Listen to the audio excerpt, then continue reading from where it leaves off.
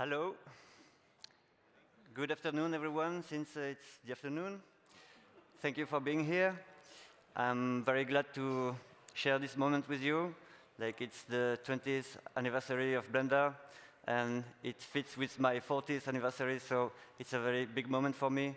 And after learning Blender for 10 years without producing anything, I finally came up with this that is the end of a long process.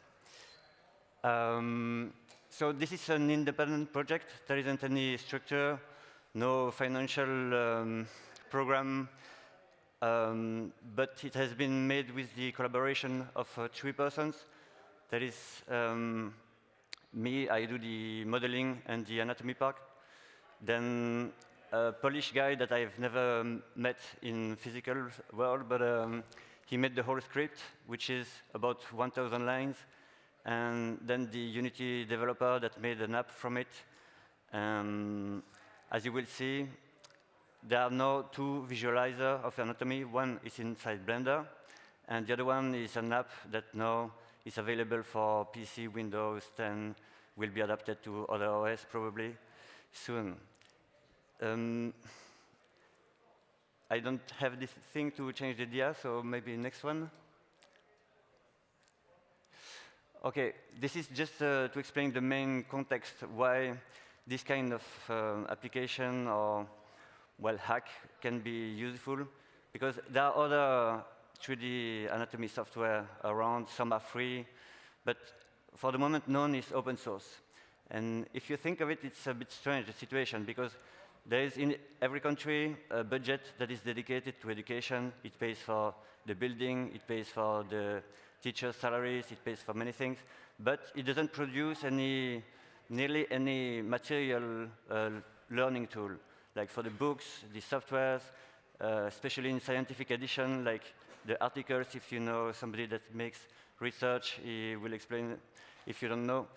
And so the solution would be obviously to encourage the public services and the schools to promote and use and share open source solutions. Next dia, please. OK. All the content that is shared. Oh, thank you. So that's the next. OK. All the content that is shared here is CC BY SA, because this was the license under which the original anatomic files were shared. These are drawings that I was doing when I was employed as an illustrator, medical illustrator for a company in Montpellier, south of France. And so, as you see, there are pictures of the animal and the human. So during 3 years, I've done 2 years the dog, osteology, arthrology, myology, and so on, then the nasal cavity, oral cavity.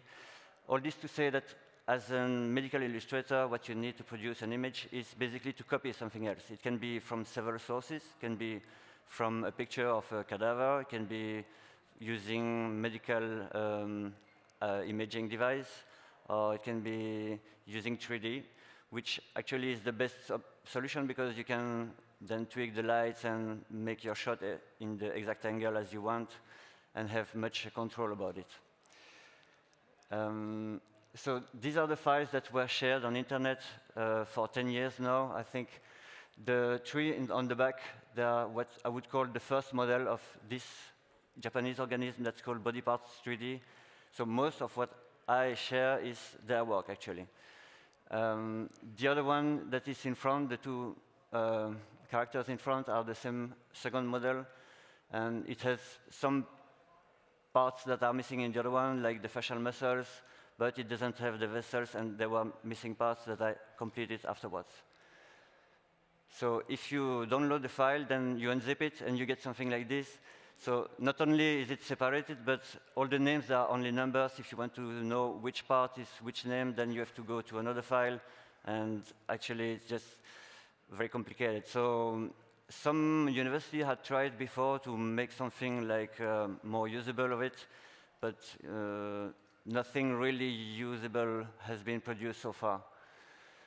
So there has been a major release in both anatomy and in 3D Of course, the 2.8 version, because the collection system is super useful for very complex systems like the anatomy. But also the re-edition of the official lexicon of anatomical structures, which is about 7,000 and so names in Latin and English. But in this version, they avoid the proper nouns, like each anatomist would put his name on each structure, and then it becomes like very complicated to know which is what when the same anatomist put the same structure, the same name in the head and in the foot. And so all this together, and because I had been learning Blender for 10 years, made me think, okay, that's the moment to do something open source.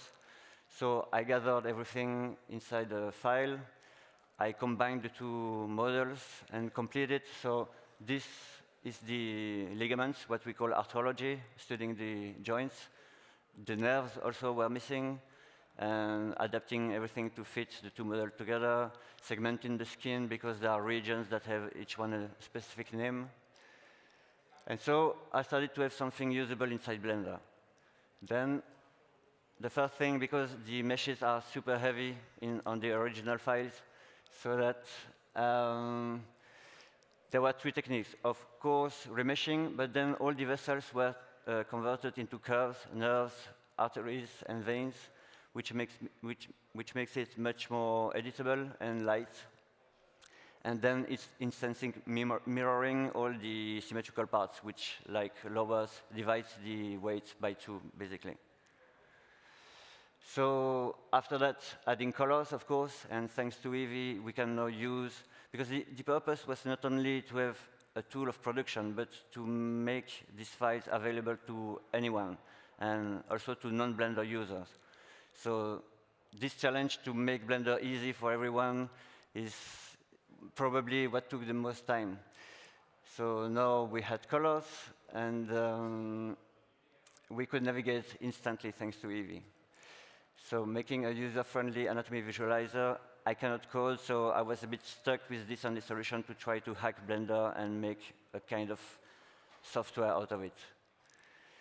So as I told you, the collection system is super useful because you can store the different body parts either by type, like a muscle, for example, which is already done through the layers, which is super useful. But then you could also make collections like the thorax or the right down lower limb, and so on and so forth. Also, in order to provide a very easy system for a non-Blender user to take pictures and export, is, well, probably most an image, but can be done also for animations. With a viewport render and this setup, the user can control all the parameters only with one mesh object that is empty. So he scales it, and it drives the orthographic scale. And then you just have 3 buttons to know, and you can export an image. It could be made even faster, maybe, because now you have to push 0, F12 to render, and F3 to save. Maybe we could just make one shortcut, and anybody could push it and save the file directly. This is important. Probably many of you have already struggled with the fact that what is render is not what you see, and I want it very bad, that what you see is what you get at the render, because it has to be kept very simple so that I only have one icon in the lexicon, which is the eye, and it drives also what you get on the render. The 3 main issues, because of course, as they told me on a forum, Blender is not a showroom, it's not made for everybody, well, probably mainly the lights. If you use the isolate function with Shift-H or the local view, then you get the lights that go off. And I wanted to use the render viewport shading all the time, or most of the time. And so this was very annoying. And all this have been solution resolved with a Python script. So this is the part when Marcin Zielinski comes in, and he starts writing the first small part of solution, then another one, and we ended up with more than 1,000 of lines. It's a complete add-on, but I really think that it ought to be separated in several add-ons, because it could solve problems for the people in, well, just a part of it. The hide children is about hiding a parent object and having all the family disappearing. And this is really necessary for what we'll do. And the labels, because in architecture, they've got this add-on that's very useful that's called Measure It. But actually, I needed to be able to search for a label and to select it because it will display a definition later on. So this system has been made possible through the Python script too. But basically, it's a text object. So that's the structure of a label. You've got the parent object, the label, and the line. This is like just the line that is connected between the label and the object to point all the time to the same place. It is hooked so that you can move the label. And you also see that there's a translation. Excuse me, I should drink. So the idea for translation is that you keep the English name in the mesh, and the object in itself gets the translation. Thank you very much.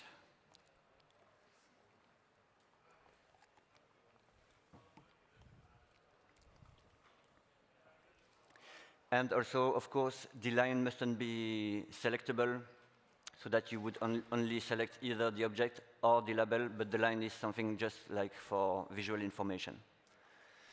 It gives something like this. So each of the label is in the 3D space. You can turn around, and the script makes it follow the viewport, which is good, because otherwise you can only see it on one point of view. The white color has been chosen because it's visible, but as you will see, we have a system to make key colors so that there could be in the future like different colors for the planes, the crests, and so on. This is the sphenoid bone, by the way, which is inside the head, like between here. It's my favorite bone. It's super beautiful. I encourage you to study this one. It's a real pleasure. So I told you about the TA2. That is the official lexicon of anatomical structure. And so this is the new edition that was released in 2019. And so it is shared as a locked PDF, which is a pain in the neck because you can read it, but you can't touch it. Like, you cannot just download it and get a spreadsheet.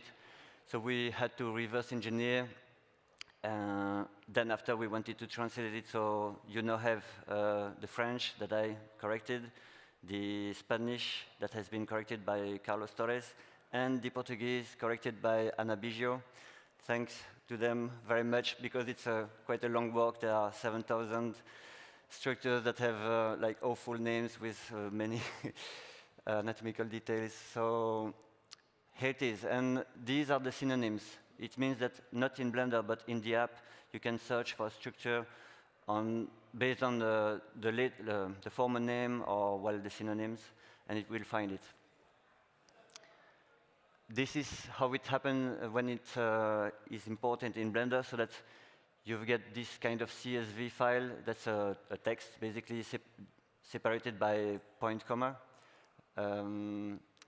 And the Python script makes it like select the first, second, or third according to the language.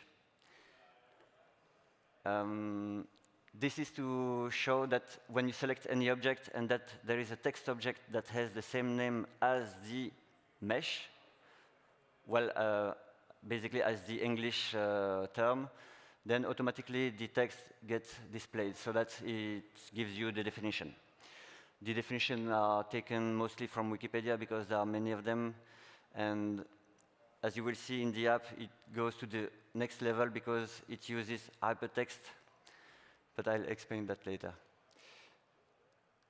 And this is to show the two main functions about material. So that, as I had worked for 2 years as an illustrator, I wanted to give the option to, and I like very much the cell shader, to give the option to export an illustration like render.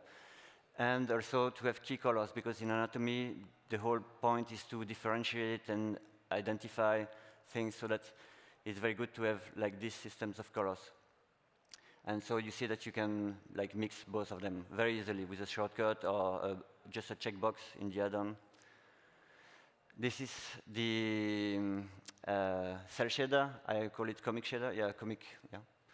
And these spots, red, are the muscular insertion. These were missing also in the original files, and it's always studied when somebody studies osteology, then myology.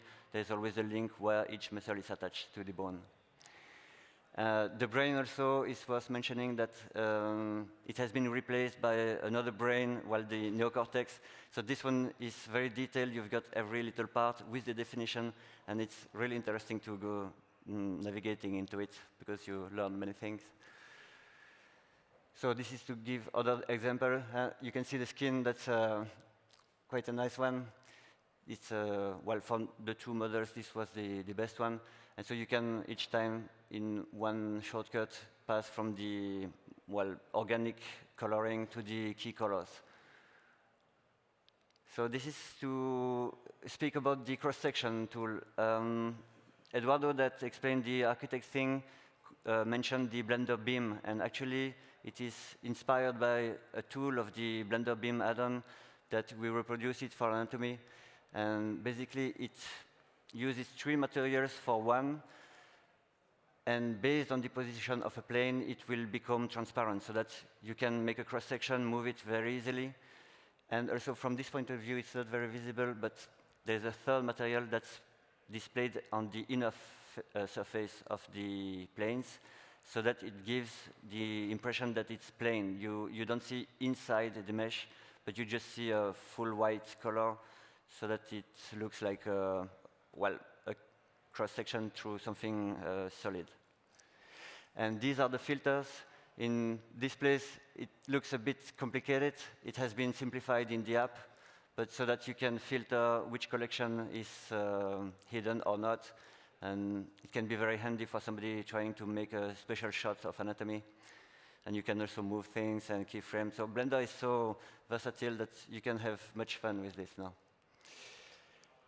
This is to exemplify. At the beginning, I had used a lot the collection system because it's a linear hierarchy. I added extra collection for, to make it easy. But then to be importable inside Unity, you need parenthood relationship. So that I did it all again. And I wanted also to be able to select a group. And a collection is a thing. You can select all inside a collection, but it needs a special shortcut. But now each group is a text object. You can select one, and it will automatically select all the children. So, you should try and use it to understand, but it makes the whole thing. You can toggle on and off these group labels, so that if you want to have a lexicon, not like the outliner, but to have it in the 3D space, you can use this option. And they are, of course, also translated. This is to show, just to give all the shortcuts to the functions that are useful for the non-Blender user that wants to use only the anatomical visualizer. He has all these that are like default. The orange framed ones are the ones that have been added. And it's worth mentioning the Control-Shift-H. It isolates an object, but only hides the object of the same layer, which makes it possible. For example, you have the bones, you have the muscles. You want these muscles to be visible, but not the other, but to keep the bones, then you can do it. Well, it's a 3-button shortcut, but it's super useful when you need it. And the same for revealing only the layer, then the language and so on. Let's see if it works. Yeah, cool. So this is the tutorial. It's 2 minutes. There is a presentation and a tutorial. This is a tutorial, so you will see exactly how it works when you're inside, what you can do, where to press.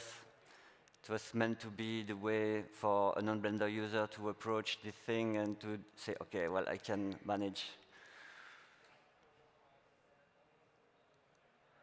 So for the people here, I guess that these shortcuts are already known.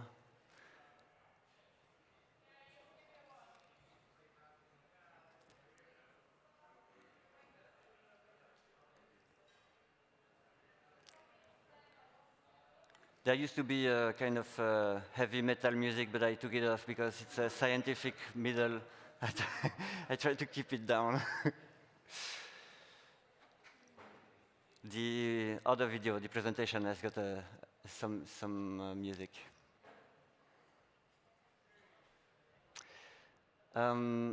Just taking advantage of this time to say that there is still work on the anatomical level.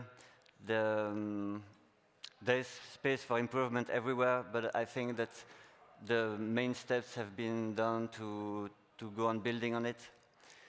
And for somebody studying anatomy, it can be really fun, really satisfying, because even the proprietary software, I think there are tools here that they don't have, and all this thanks to Blender and the good mix of things.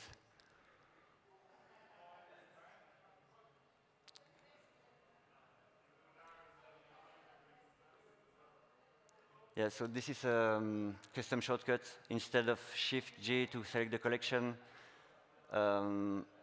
you just press right-click, you immediately get the whole list.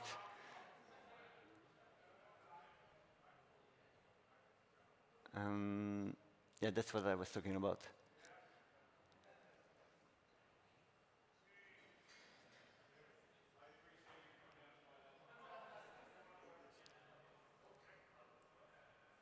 Stored view, this is a feature that I think might be integrated default because it's something you have to an add-on. I don't know exactly how it works, but now thanks to the script, this is default Blender. This is a feature that only works with the solid viewport shading.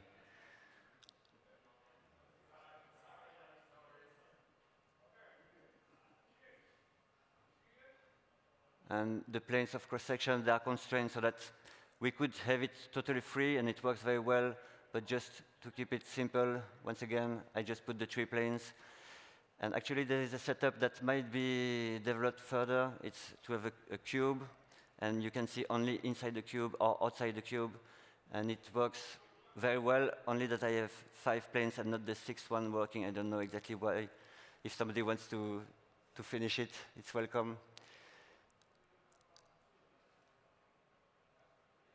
And here you can't, but in Unity, it also makes the objects that are hidden selectable, unselectable, so that you can select through the cross-section to the object that's below. Well, this part is not really needed for anatomists, but why not?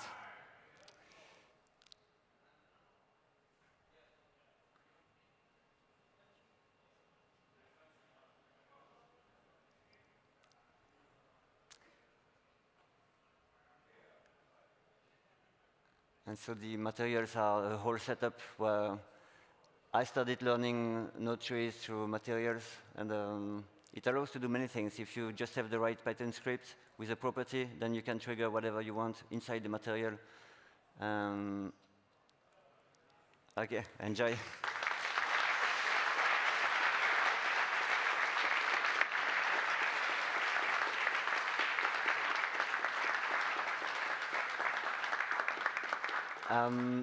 So these are renders that you can make in, well, 3 buttons now from the blend file.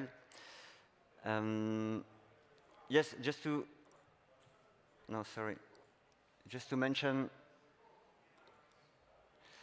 that there may be, well, I try to do it with freestyle, but there may be a thing to do with line art, because I think that if we constrain the line art towards the viewport or to constrain the camera to the viewport, I don't know, in a way or another, to have the option to add line art, because in this way it would, well, I like it like this, but it would be an interesting option. So, well, as I told you, the idea is to really ship a full solution for somebody that wants to use it. And so there are 2 main solutions to be able to recover the same configuration on another computer by, well, something sent by internet.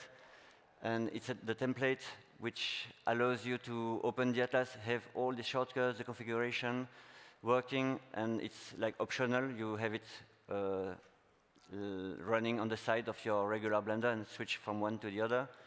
And only for Windows, you can get the portable version, that you can even have it on a USB key, and you don't need to install it.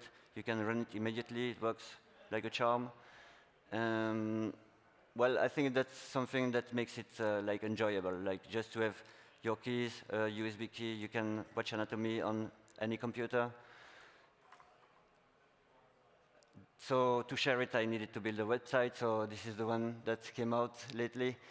If you want to download the file, they are on the Atlas page. The About gives more information about the context, history, and so on. And forum for, well, it's a bit inactive, but I hope that you will come and join. And the social network that's more active, it's LinkedIn. So the presentation with music.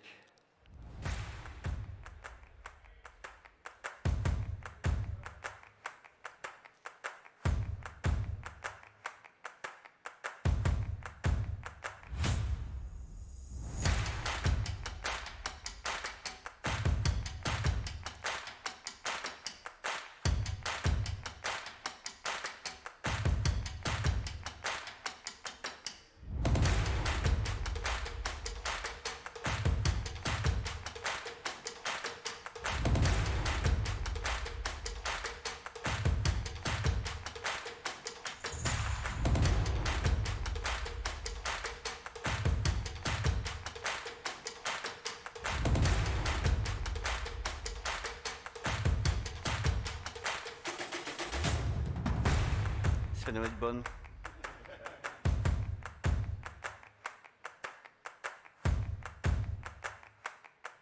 I don't know this girl, by the way. It's an open source video.